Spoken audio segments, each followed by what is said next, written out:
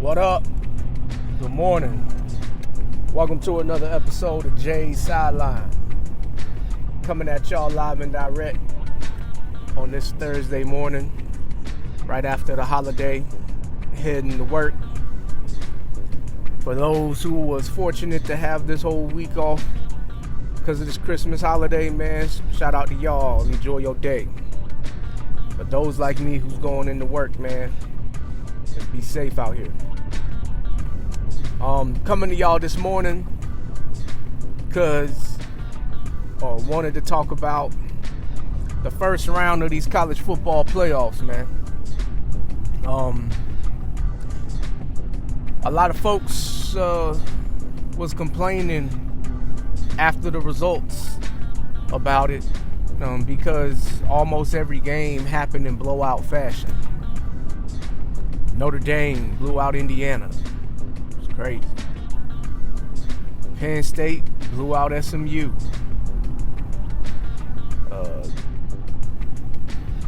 Ohio State blew out Tennessee. And Clemson got blown out. I'm trying to remember who they played.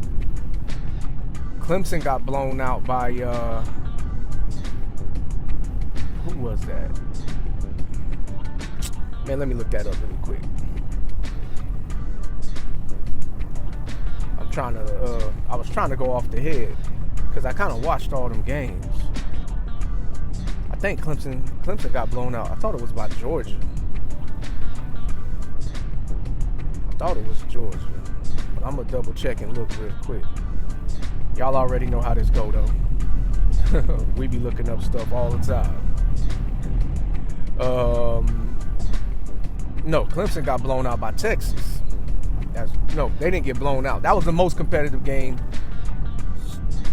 score-wise. I mean, Texas was up on them early, and Clemson came back and kind of got it interesting again.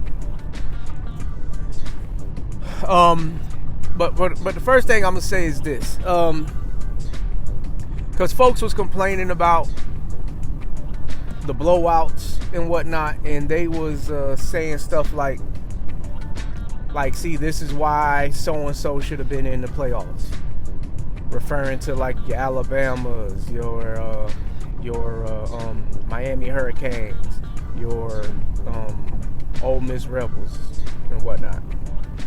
Those three teams in specific was the ones that I personally seen folks like complaining about. We should have been in the playoff if this was what they was going to do. And the first thing I'm going to say to that is this. Just because the team got blown out in the first round of the playoff doesn't mean that they didn't deserve their spot in the playoff. It doesn't mean that they didn't deserve their spot in the playoff. Because throughout the regular season, they won enough games and didn't lose as many games, especially big games, as those other teams did. Now, people can make an argument that it would have been a better game if they would have had these teams in there instead. That might be true.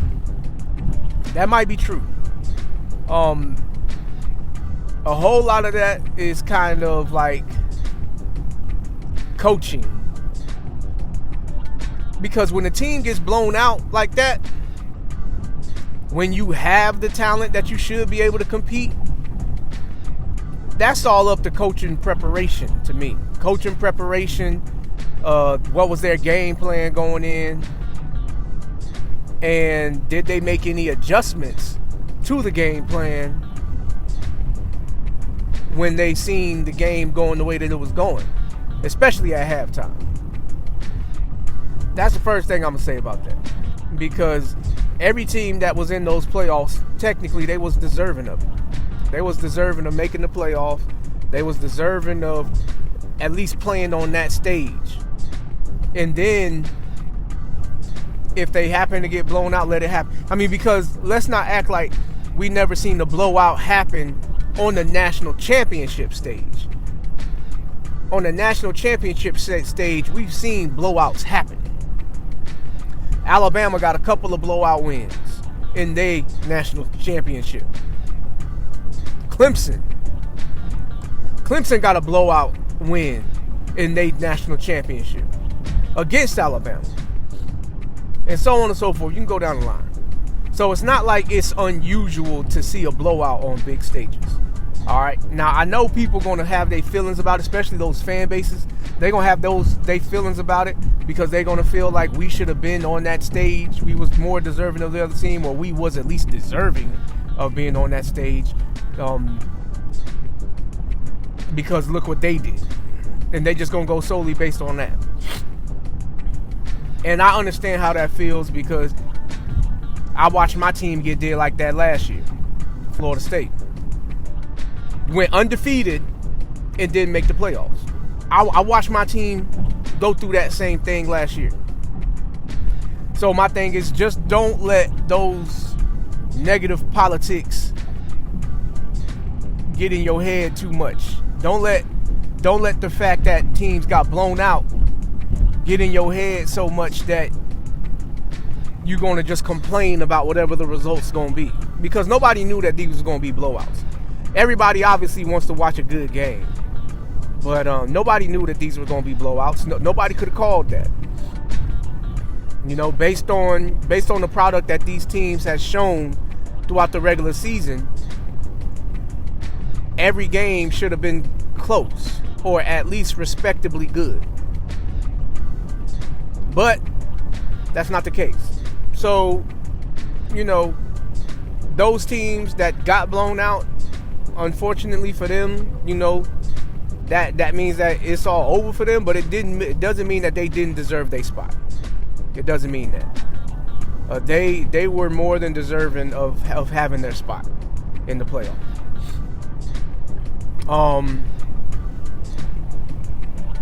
But from the games that from what I did get to watch of the games, I was expecting closer.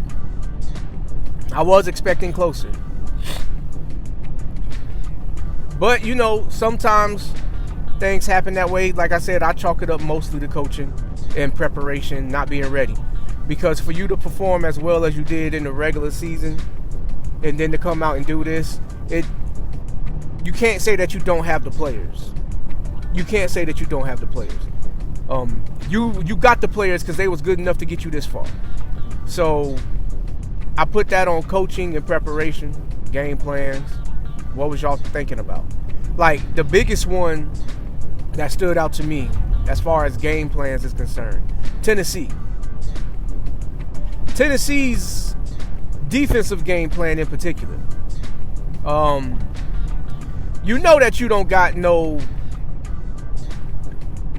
elite level back end for college sports. But they decided to leave corners on the island with the most talented roster in college football in Ohio State. And it was almost like they were just playing catch out there with the way that those receivers was able to get open or make jump ball catches and whatnot. That is something that I don't understand. Why would that be your game plan, to leave your players on the island? That just doesn't make sense to me. You got to be able to play according to the team that you're about to play against. And this is a thing too, because I do understand that there's levels of competition even in college sports amongst the teams that even like made it and who they played against. I do understand that. I'm not naive to that, you know. The thing is, you can't be happy about shutting down teams that don't got a top tier talented wide receiver to throw to, and then come into a game where you got these top tier talented wide receivers across the board and think that you're gonna get the same results doing the same stuff that you did to the other guys. Like, no, that's not having a realistic view of yourself. Put it that way. Every team, every coach, they need to have a realistic view of themselves for them to be able to coach properly, for them to be able to form the proper game plan. And for the team like that to come out and do what they did and how it looked, that was kind of ridiculous, man. And it's not like they was turning the ball over that was costing them the game. Not like the SMU and Penn State game, where I think it was 2 pick sixes in the first half that kind of like allowed that game to get out of hand early. Like it wasn't nothing like that, you know. I mean, even the SMU team, they had that one long drive in the beginning of the game where it was looking like, oh, okay, well, they can really move the ball against these dudes, and then they go for it on that 4th down, and the quarterback had an open lane to scramble. He looked like he was about to scramble, but instead of scrambling, he threw it down the field to a receiver, and he dropped the ball. Like, that stuff right there, that's not the team, like that stuff right there, you probably, you know, should take your points just so you can give your team something to fight for. Know that, okay, they can go to the sideline. Okay, look, y'all, we got this going on. Now let's see if we can do this, you know. But instead, they had that long drive and end up with nothing, and then to go back out there and have to try to play defense and whatnot. Once again, defensive schemes. Like, what was your plan? You know, Indiana. Going into that game, they knew that talent-wise, like Tennessee, they were behind. Playing against Notre Dame, you know that you're behind. But defending the run, it was like, bro, like nobody was able to stop that run.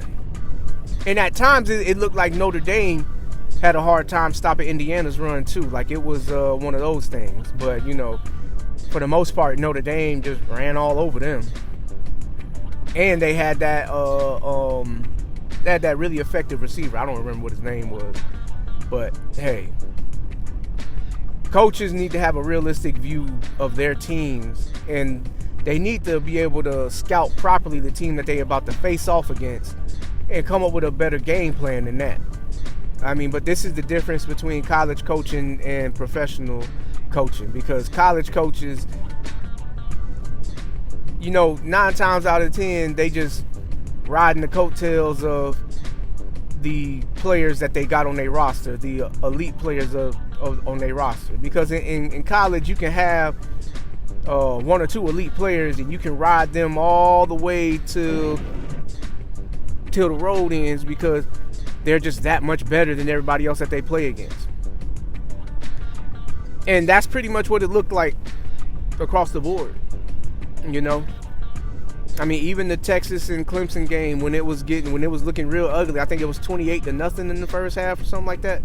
Or no, it wasn't 28-0. It was 28-10, I think it was, at the end of the first half, something like that. But anyway, you know, essentially, you know, they had all these teams, every game had moments where it looked like it was easy out there. It didn't look like it was much of a challenge. So for that, I'm always going to chalk that up to the coaches. What was your game plan? What did you scout? What did you really come up with? And was this the best thing that you came up with? Because maybe they didn't have nothing else that they felt like they could trust. But like I said, the biggest one to me, Tennessee, their defensive game plan to leave their corners on the island against these elite wide receivers when you don't got nobody in your secondary that could compete with them. Why would you leave them on the island? Just because they're your number 1 and 2 corner, 3 corners, top 3 corners on your roster, it doesn't mean that you can just leave them on their island. They got skill sets that they're good at too, and they got things that they're not capable of doing. They probably would have been better off staying in a zone defense the whole night and trying to make that quarterback, you know, nickel and dime them up the field, or, you know, pressure him to making tight throws. But when you when you just leave it up to like, we just gonna let these guys run on the island with these guys, they let that game get out of hand right away, too fast. So, it is what it is. But,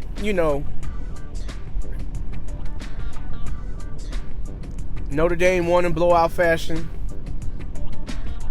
Penn State won in blowout fashion. Texas almost won in blowout fashion. And Ohio State definitely won in blowout fashion. Now, those teams, they got to face the teams that had the byes. And be prepared for more blowouts in this round. I'll just say that much. Be prepared for more blowouts in this round. Penn State playing against Boise. Texas playing against Arizona State. And Ohio State versus Oregon. Notre Dame versus Georgia. Theoretically, these should all be close games, but I wouldn't be surprised if we see one blowout here. And the team that I'm looking out for that is the Texas and Arizona State matchup. Because this is another one of those things where it's like, okay, the talent on the roster, the talent on the roster might not be up to the caliber of the talent that's on Texas roster. So even if the coaching game plan isn't all of that great, the players can make it look that well because they're just that much better than the other team. And be on the lookout for that with Boise State and Penn State too. I mean, Penn State, to me, they notoriously drop the ball in big games when they play against big teams. But this is Boise State, a team that hasn't ever been in the Power 5 conference. This is a team that doesn't have a diet of good teams on their roster, even though they competed well against Oregon for a period of that game. This is one of those teams where it's like, okay, well, you guys always win because you guys play against mediocre competition. And Penn State, being in the Big Ten, they have a steady diet somewhat of quality competition. So now this team that doesn't really play against nobody is going to play against a team that plays against good teams on a regular basis, and they got to face off with each other. Not that Boise don't got no talent. I mean, everybody know about Ashton Genty, boy. Ashton Genty, he's the real deal at running back. But out of all the positions on the field to defend, normally the running back is the easiest to stop because you just got to be able to control the line of scrimmage. And that's where you have to ask yourself the question, can Boise State beat Penn State on the line of scrimmage? Because if they can beat them on the line of scrimmage, then you'll be able to see Ashton Genty run all over the place, and then they'll get the play action going off of that. But if they can't, then this just very well might be a blowout. Might be a blowout. The same thing with Arizona State. They got a running back on their roster that feels like he was the best running back in the country. I don't think anybody believes that, but he feels that way.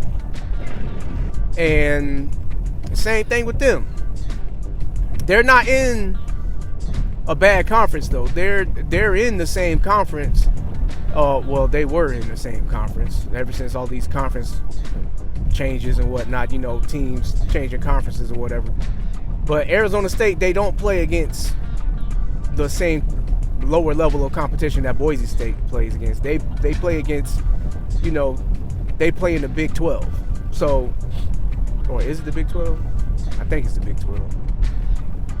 But anyway, they don't have the talent on the roster to compete with a Texas. So this is going to be up to coaching game plans and whatnot to allow this game to be close. But don't be surprised if this is going to be a blowout. Don't be surprised. Please don't. Oregon and Ohio State. Now, this was a game that went down to the wire in the regular season. And Oregon's coach got, kind of busted for doing some kind of like leaving some 12 men on the field type of stuff to make things like I forgot exactly what it was, but he had left 12 men on the field on purpose, and he got something he had like, and that benefited him in some way.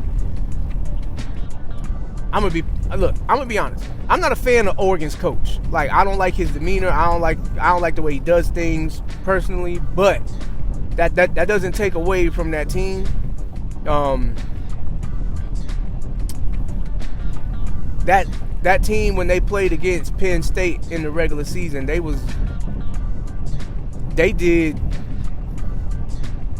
the Big Ten championship game.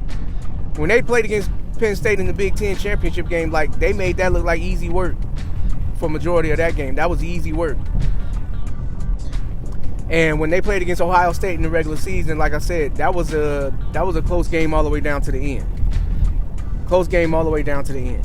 So that might be the most competitive game right there, that one. Georgia, you would like to say that they should be very competitive and be able to compete with Notre Dame, but Georgia hasn't been looking like a very strong team all season. They're liable to get popped. Notre Dame, they lost the one game this season.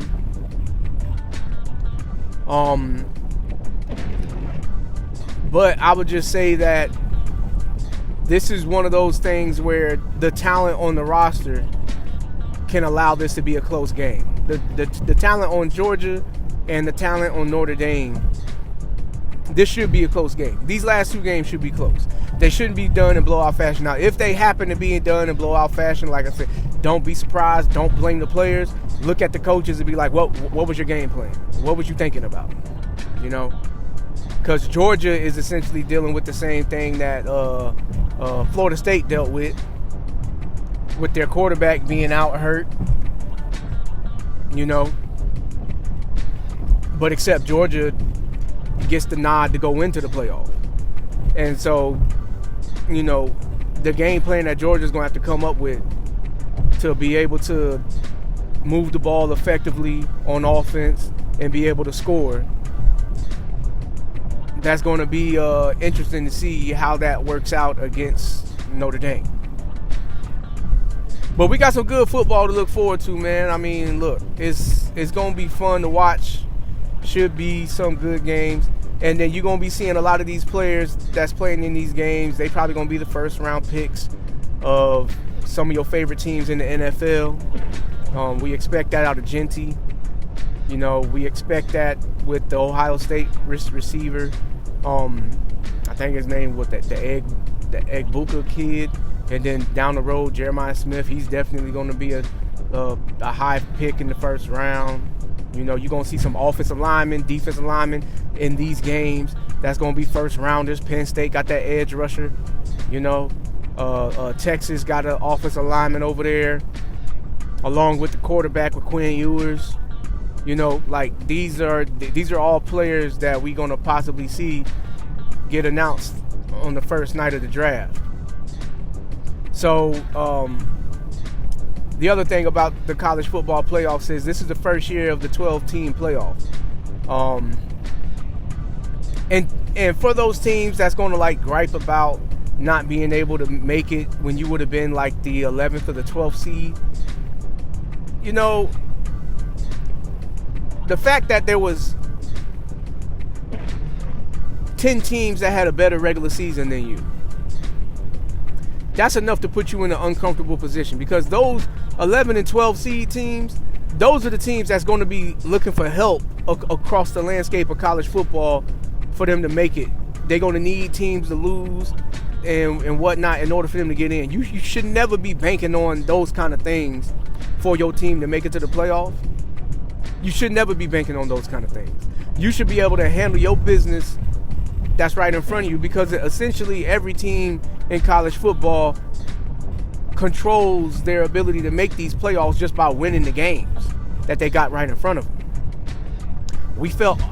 How many people felt that Ole Miss's roster should have made the playoffs?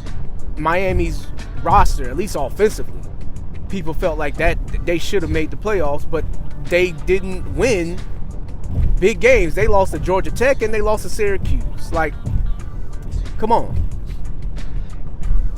So, Ole Miss lost to Kentucky, and I forget who else they lost against. I know they lost against Alabama. Or did they lose against Alabama? Either way. These are like three lost teams, 2 lost teams, that those losses was bad losses. You didn't lose to a ranked team. You didn't lose to a team that was, like, at the end of the year viewed as a team that could have made the playoffs and possibly won a championship. You lost to teams that we were never even considering them to be in this playoff. So when you don't handle your business in that fashion, and you leave your fate in the hands of other teams to lose, that's not a good recipe. So instead of complaining about not making the playoffs, complain about why you lost the games that you lost, because everybody kind of agrees with you that your team was talented enough to make it, but you guys did not win the games that you were supposed to win. So that's the thing with that. But this is the first year of this 12-team playoff. Will they make changes to it? Most likely. They may be making changes to everything. 4 teams could have been enough, but I understand why 12 teams came in. 12 teams is more than enough. 12 teams is more than enough. But I wouldn't be opposed to having more. I wouldn't. I wouldn't be opposed to making it 16. I wouldn't be opposed to that. That would be dope too. But then you're going to be complaining again, because it's going to be more blowouts in the beginning. Because then they're going to probably seed it, like the first seed is going to play against the 16 seed. That kind of stuff. It's not going to be the competitive games that you want, that you're complaining about now. Like, you're gonna constantly deal with this. So it's going to be a never-ending story. But the NIL's impact on college sports is going to also impact the rosters across the board for college sports. At least this year, and maybe it'll domino effect into the next couple of years, but at least this year, it seems like it's kind of evened out more the talent that's on the teams. There's more good players spread out a little bit because of NIL deals. Like right now, what's going on with the USC wide receiver Zachariah Branch. He's in the transfer portal, and I heard rumors from being up here in Michigan that he wants to come play for Michigan so he can play with the kid from Belleville, or the kid that came out of Belleville that flipped from LSU. He wants to go over there to Michigan, but he wants them to pay him $4 million. Like, that's the world of college sports that we living in right now, man. Kids is getting paid to play in college sports, which is, look, I'm for the athletes getting paid. I am for them to get paid. But this much money, I'm not with this much money, man. You creating a bad thing right now, man. These kids, they coming out of high school, giving them millions on a college campus with like the mind frame and the attitudes that come with high school students, and you giving them millions. I'm not saying that there won't be no good that comes out of it, but there's going to be a whole lot of bad. There's going to be a whole lot of stories that we're not going to hear about that's going to get swept under the rug because of this. I mean, it already is that, but you're just going to increase that just by paying them all this money. I mean, but that's a subject for another day. Me and Matt will probably talk about that because we got something like that on our list of things to talk about. But outside of that, man, we on the lookout for these games to come up. The first game is set to happen on on New Year's Day, I think it is, or New Year's Eve. Let me see. It says, December 31st at 7:30, which is a Tuesday of next week. That's the Penn State and Boise game. And then throughout the day on Wednesday, the next day, New Year's Day, that's going to be the other 3 slots.